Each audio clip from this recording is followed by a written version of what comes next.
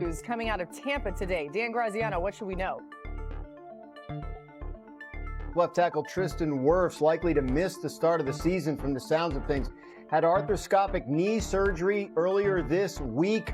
He's been dealing with a knee issue since last season, was able to play through it, but this offseason it didn't really respond to rest the way that they hoped it would, so he's going to get it fixed. Likely to have to start the season on the physically unable to perform list, which would mean he would have to miss at least the first 4 games of the season. No small thing. Buccaneers open at Atlanta. The Falcons beat them twice last year. At Houston on Monday night. Home to the Jets and home to the Super Bowl champion Eagles. Could be a rough time to be without their starting left tackle. Yeah, Roz, just the other day I was saying maybe we're not talking enough about the Bucs and how great they could be. This may change that and now here we are. Bit. I know, right? Tristan Wirfs had a pass block win rate of 95.9% last season, the highest among all tackles. With the help of Wirfs, Baker Mayfield was pressured on just 23% of dropbacks last season, the second lowest rate among qualified quarterbacks last season. Wirfs, one of 4 offensive linemen to be selected to the Pro Bowl in each of the last 4 seasons, along with guards Joel Tonio, Deion Dawkins, and Quentin Nelson. Good company there. We welcome you to NFL Live. You just saw Graz, Damian Woody, Booger McFarland here as well. Lots to get to with you guys. D-Wood, let's start with you. How big a deal is this for the Bucs in your mind? Laura, it's a pretty big deal. I mean, you're talking about arguably the best left tackle in the game. This was a guy in Tristan Wirfs last year that didn't give up a sack. He only gave up 1 pressure all of last season. So, you know, if you're Baker Mayfield, that's the type of, protection that you're going to be without for the first 4 games. And that's not even including, like, time to get acclimated and get in the game shape. So this is a big blow for the Tampa Bay Buccaneers. Now, they signed, Charlie Heck as a swing tackle from the San Francisco 49ers, but make no mistake about it, he's no Tristan Wirfs, so this is a big blow for the Bucs. You know, as a coach, you try to minimize the question marks that you go into the season with. And I think the Bucs have a top 5 offensive line with Tristan Wirfs. So there was no question mark at the offensive line position. Now, Tristan Wirfs most likely going to miss the first 4 games of the season. There is a question mark. And so it's just another hurdle that the Bucs have to jump over. Liam Cohen, the offensive coordinator, he's now the head coach with the Jacksonville Jaguars, so they're going to have a new play caller. Now you got a new left tackle. The consistency that you want to have around Baker Mayfield is just not there right now. I know Todd Bowles and Jason Light both signed contract extensions, both very well earned. They got their work cut out for them now as they try to mesh these new pieces, new play caller, new left tackle, but they got to keep their quarterback comfortable, and missing Tristan Wirfs is not going to make that an easy job, Laura.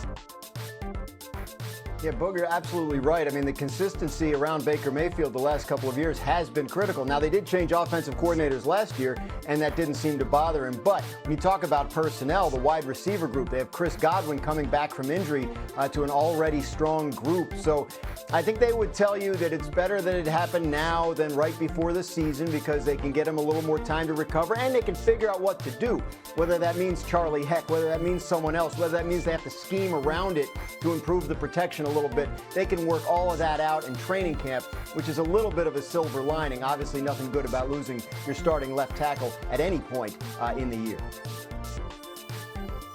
And just to take the fans kind of behind the scenes a little bit, usually when the season is over, you go meet with the head trainer and you guys make a decision. Hey, are we going to rest it or are we going to go ahead and go into the knife and get this thing done? It sounds like they tried to rest it and see if it will respond, and he kind of aggravated it during the offseason. And now here we are. Training camp's open next week for some teams, and now maybe the best left tackle in football is out. It just goes to show you that there is a process that you have to go through during the offseason, and the Bucs sounds like they may have made a mistake as far as when and if to do this surgery on Tristan Wirfs. Yeah, it's a good point, Boog. I mean, had they done it at the end of the season, we'd be in a totally different situation here. So glad you brought that up. All right, more news surrounding the big fellas on the other side of the ball. Graz, what's the latest on some pass rusher contract disputes? Let's start with Trey Hendrickson. Yeah, Trey Hendrickson and the Bengals still at an impasse regarding a contract extension. He has publicly said he does not intend to play on his current contract. The Bengals have offered him a short-term extension. He would like a longer-term extension with more guaranteed money in future years. He's 30 years old. Bengals are hesitant to do that. We'll see if this picks up again as we get closer to camp. Obviously, the Bengals would like to have him there and working. Same with the Steelers and T.J. Watt, another 30-year-old edge rusher who wants a contract extension and doesn't have one. He has not been public about any displeasure, but he did skip mandatory minicamp, and that's obviously a sign that things aren't all okay. When he signed his last contract extension 4 years ago, it took all the way up until September 9th. So if you're expecting a quick resolution here, you may be disappointed. And then Micah Parsons with the Cowboys, likely to come in ahead of everybody and probably be the highest paid non-quarterback in the league when his extension finally gets done.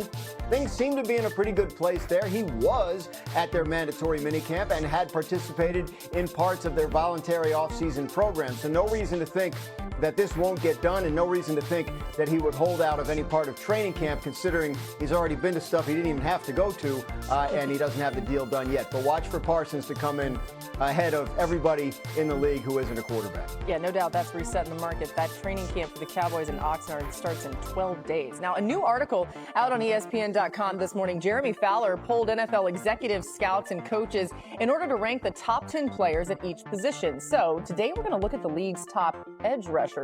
Pertinent based on some of the guys we were just talking about. The AFC North has the top 2 on the list, with Myles Garrett ranking first for the second straight year, followed by TJ Watt. The Texans, the only team to have 2 players at the top 10, Will Anderson Jr. and Danielle Hunter.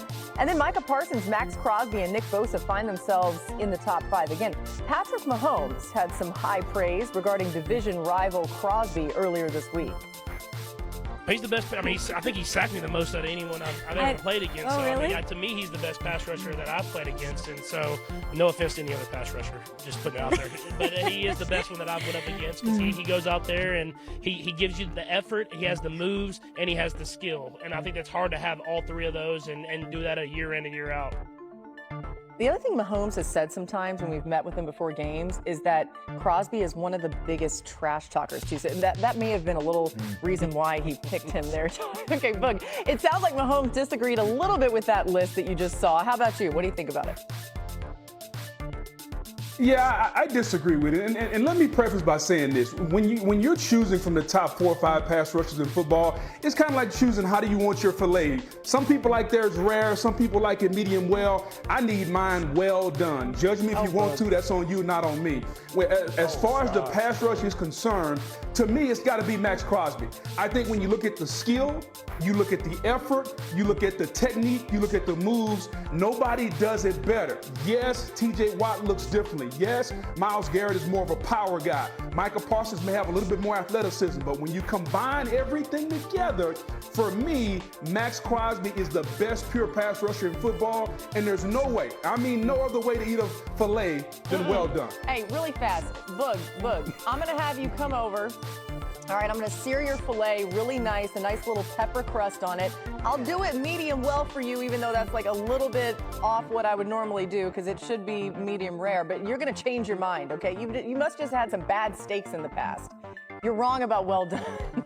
Not changing my mind, Laura. I promise you I'm not changing my mind. D-Wood, go ahead.